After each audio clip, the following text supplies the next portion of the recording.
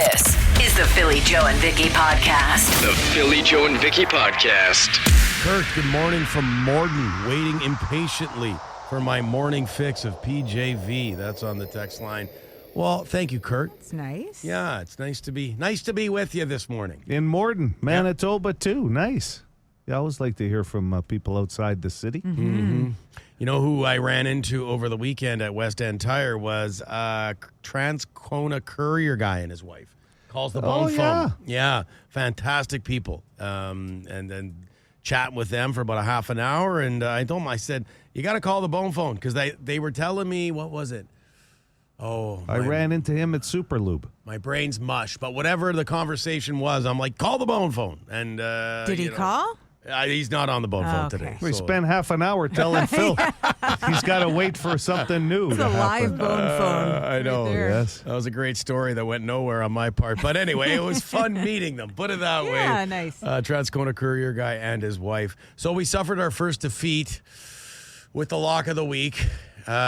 Vicki, don't worry. Postman Paul, it's going to happen. He's going to take losses. He guessed wrong. He took Green Bay to beat Cleveland, but Joe and I will get plenty of picks wrong this year, and that was a major upset. Joe took it on a personal ticket as well. You took the Packers. I did. They were the favorites going in. I can't blame Postman Paul for that. Jeez. To be honest, I got ridiculed for my pick from Cowboys fans, and because I took Chicago, which were the underdogs at home. And they came through? Yeah, Sure. Yeah. Hey. Sure. Phil took Washington with a backup quarterback, and that came through. So the Postman did not deliver on Friday, but Are we giving him another chance, Oh, or, no, or is he's he in. done? He's in for the year. Okay, good. If he's okay on being in for the year, he's in for the year. as Okay. Phil I'll let said, him we're know. going to make our share of mistakes. Oh, Everybody. yeah. And the bottom line is we don't look at it like we're a team here, okay? Yeah. So we don't look at it like who got what wrong. The bottom line is we're 5 for 6. Pretty good. We've called 6 games to start the year, and we're 5 out of 6 on those picks. So It's a marathon. Yeah, It's not the race of the century. It's not a sprint. I mean, we might have a team meeting at some point. Like Sure. if Postman Paul goes on a losing streak, we might have set up a teams meeting with him where we can chat with him about. Oh, he won't be able to figure that out. No, we have to make it in person. The Philly Joe and Vicki podcast. Yeah, I know. I got this weird habit when I'm driving. It's like when I make a turn or when a light turns green, I tend to smoothly and quickly accelerate to the posted speed limit. I don't know why. It's crazy. It's nuts. I honestly don't understand it myself. It's almost like traffic, moves smoothly when people accelerate to the posted speed limit. And then here's the crazy part is I stay at that speed. It's wild, I know, shocking to some of you who go from 40 to 60, down to 40, up to 60, down to 40, down to 35. Whatever is wrong with your accelerator, you might want to get that checked out because, not being able to maintain a steady speed is not exactly very safe. Yeah, you see a lot of that. Sometimes I assume the person in front of me is looking for an address when they're slowing down and braking randomly. I love it on places like Abinogi, Mikana, when you're looking for an address and there's no buildings. And you're supposed to be going 80. That's right. And or up to 80. And you're not even close. Yeah. It's like 40. You know where it's really bad? McGilvery, when you're coming from Yep. Keniston to go to the perimeter. It's like 70, then 80, then 100. And people just cannot grasp the higher speeds. They're going like 60 the whole time. Yeah, it's just so you don't miss the DeLuca sign. Yeah, that's right. I will defend drivers because I do think it's confusing in Winnipeg. Yep. It can be, For sure. exactly what you just said. On so many routes, it's like 50 here. Oh, wait, did it jump to 70? Or are we down to 60? Or is it 80? There's a lot Yeah. of that if you happen to miss the posted speed limit sign. sure. So I will say that, but it can be frustrating. Okay, the Canadian women's rugby team. Good morning, Philly, Joe, and Vicki. It's Highway Girl here. I'm calling because I need to bring to attention the Canadian women's rugby team. Wow. This is an amazing team. Philly, you've got to have this in your sports report. They've made the final. This is an amazing team. They recycle the ball like lightning. They pass it down the line like lightning. They're finding holes. It is just unbelievable. For those people that know anything about rugby, I mean, I know it's not mainstream, but this is a team you want to watch. They are going to be in the final this coming Saturday. These girls are phenomenal. It is just amazing to watch. Beat New Zealand. They beat New Zealand to get to the final, which is this coming Saturday. New Zealand's 6-time world champs. Perennial favorites. Yeah. Wow, must be the big mark for rugby in Canada, especially for Canadian women, right? You don't hear much about the rugby program. It's sort of like how the soccer program came to fruition. I still don't know much about rugby. No. I know they get in like those big circles. Yeah, there's a lot of piling on each other. It's very violent. Oh, yeah, but man. as far as how the game is played, I don't think I know it all. It's kind of similar to football. Yeah, there's similarities. A little rougher. Yeah, no equipment, so they have to watch how they hit right there. There's less clanging of heads together because they're not wearing helmets. Right. Yeah. Okay, moving along here. We were talking about TV shows that we're watching off air. We always chat about that. And Cliff Clavin has a new show that he's watching. Hey guys, I've been watching this show called The Black Rabbit. It's actually really good. I'm halfway through the series. Really great drama. Probably the best new drama I've seen this year. So definitely worth watching so far. My only complaint though is that there's no metal or rock music playing over the closing credits. So Aliens. Got to work on that. Anyways, we'll talk to you later. Bye. Yes, it doesn't have the soundtrack that Alien Earth does, but I've heard good things about Black Rabbit. I just did have a conversation on Saturday about that with a buddy of mine, and he said Jason Bateman is unbelievable in this show, so is Jude Law, but they play a couple of brothers on Netflix, apparently, this show. Black Rabbit. Okay. Yeah, have to check it out. Good cast. I started watching Task over the weekend with Mark Ruffalo. How's that? Only one episode, but it's very good. That's from the creators of Mayor of Easttown? Yeah, and you feel that darkness to it. Sure. So I think you guys would both enjoy it if you get some time. Okay, let's wrap up with the hooligan. He wants to talk about a commercial that he can't stand. Hello, everybody. So we all watch TV. We all see commercials, and some are really stupid. And this one really gets me. That one, Unstoppables, the fragrance thing you put in your dryer to make your clothes smell fresh. So that commercial woman says, I don't have to wash my laundry as often, like my bedding, I don't wash it as often, and my dog's blanket smells so fresh after a month. Okay, just because it smells good doesn't mean it's clean. Yeah. Like, really? You're not going to wash your sheets on a regular basis? I wash my bedding once a week. So you're going to tell me just because they smell fresh that they're actually clean? It's like, okay, I'm not going to shower for a week, but I'll put cologne all over my body. I smell good, but I'm not crusty anywhere. I mean, that's so stupid, that commercial. And sniff your dog's blanket. All right. Okay, I sniff your dog's blanket. They do say that. Yeah. I didn't have hooligan complaining about laundry on my bingo card. Vicky, do you I don't know. So what's he talking about? Those little balls that go in your... so they're to make your laundry smell even better. I guess they have more intense... they're little balls that have more intense fragrance. Right. And in the commercial, they're like, I haven't washed this bedding in forever. It still smells great. And they do mention the dog blanket and stuff like that. So, yeah. Do you sniff Stewie's dog blanket? No, I don't actually. But think about it. Yes, I'm using the wrong detergent. That's the bone phone. This is the Philly Joe and Vicky podcast. Boston Pizza text line. Hey, can you guys do a Bangerville on Monday as well? Because that was so awesome on Friday. Listen, Bangerville wouldn't be special anymore if we did it every day. It was a lot of fun on Friday, got to be honest, with the big win 50-50 for the Dream Factory. But no, today is not Bangerville again. Have you seen what the pot is up to? $77,625. Winner takes home half. The draw, by the way, Friday, grand prize draw, 9:15. It all shuts down. Final deadline to purchase, 9 a.m. on Friday. 9 a.m. So we're down to the final 5 days here before the draw. This is the final week. And we know how Winnipeg and Manitoba rolls last second. So If you're just waking up and you're, we haven't got our tickets yet, because that happens all the time in my house. Yeah. Get on it. It's going to be one of those things like the last day, the last few hours, you see what the total is and you're like, I got to get in on this. Like when you're at a Bomber game or something and you look up on the screen like, whoa, we got to get a ticket. That's right. Yeah.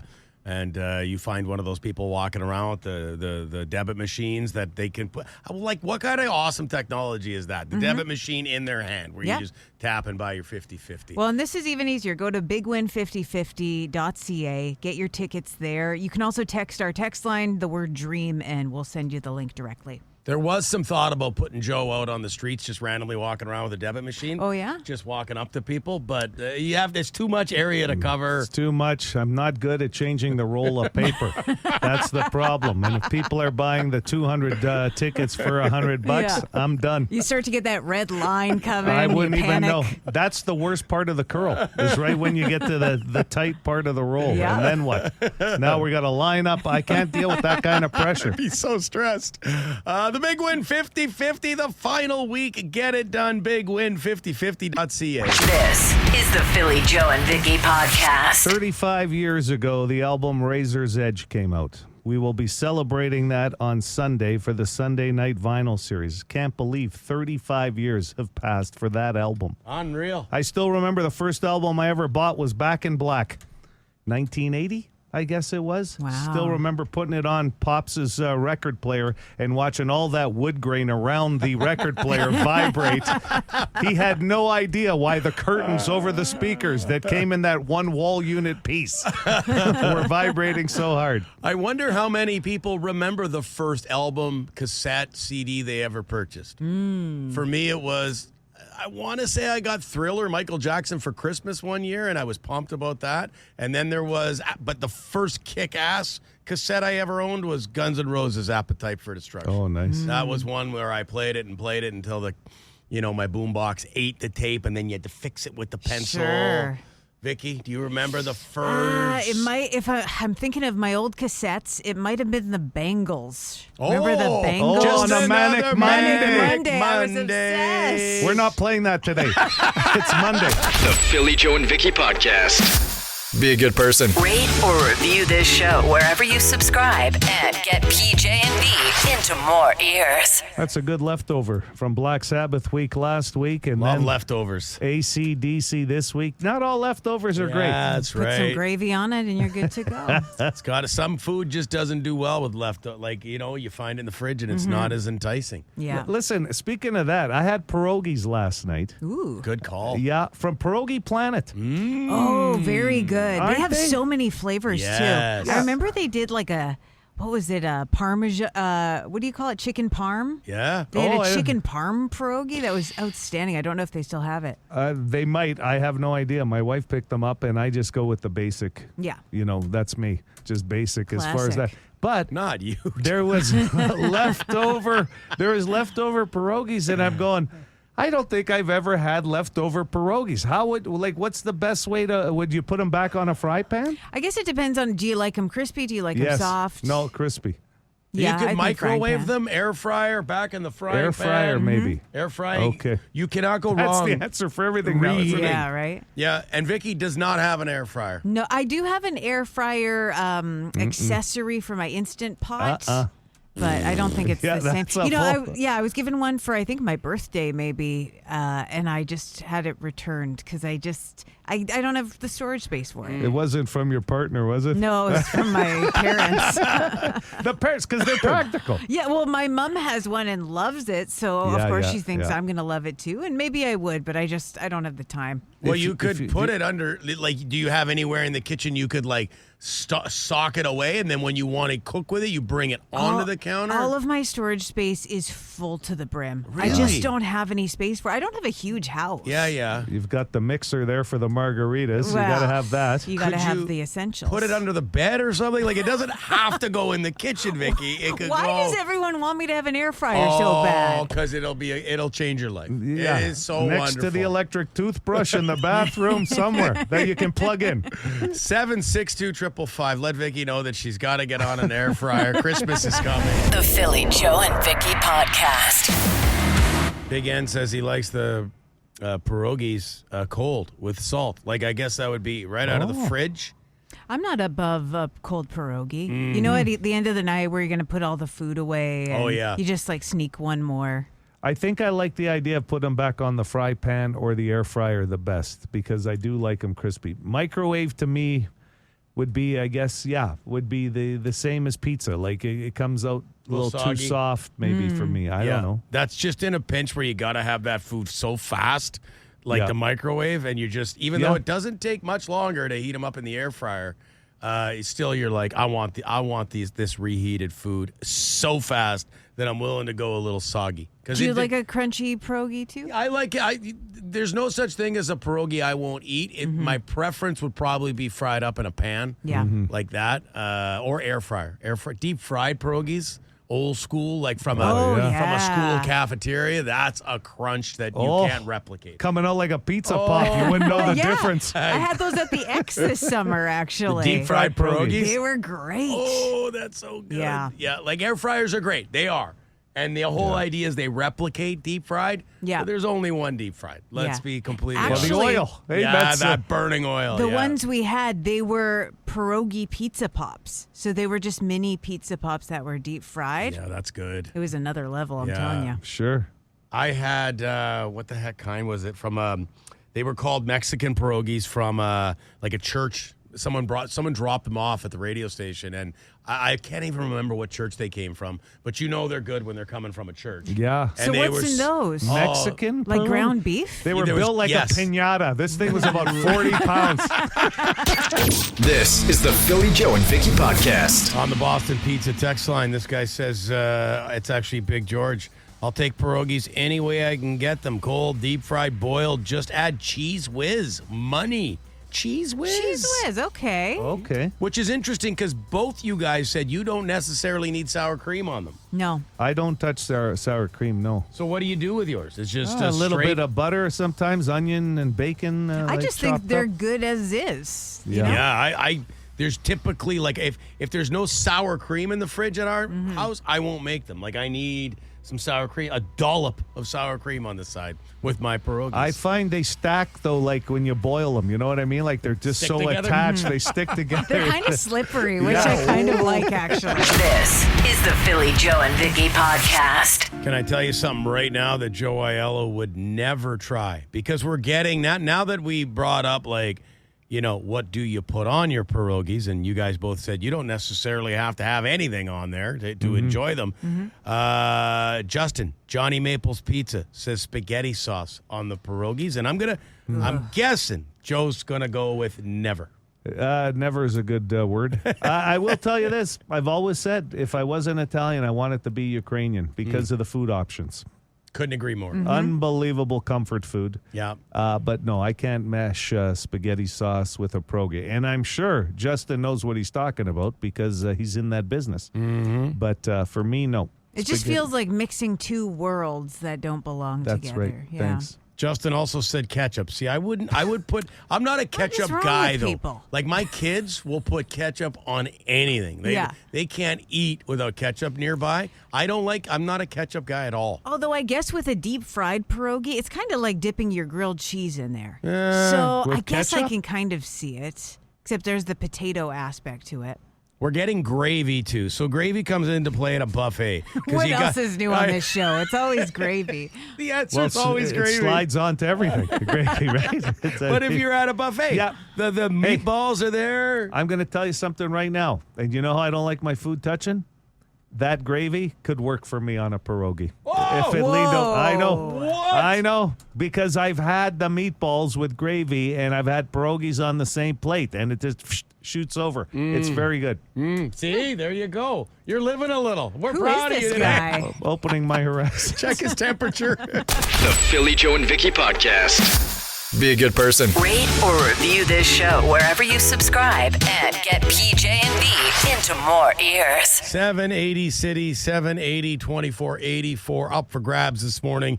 Passes for Boo at the Zoo and a City TV annual subscription. Jojo has the question. Yeah, City TV Plus includes Bravo, HGTV, Food Network, Discovery, ID, and more. So if you're looking for all your shows All the on a housewives. platform, yeah, That's awesome. yeah. So we're including that too, eh? Okay. Tailgating is the number one driving pet peeve. What's number two?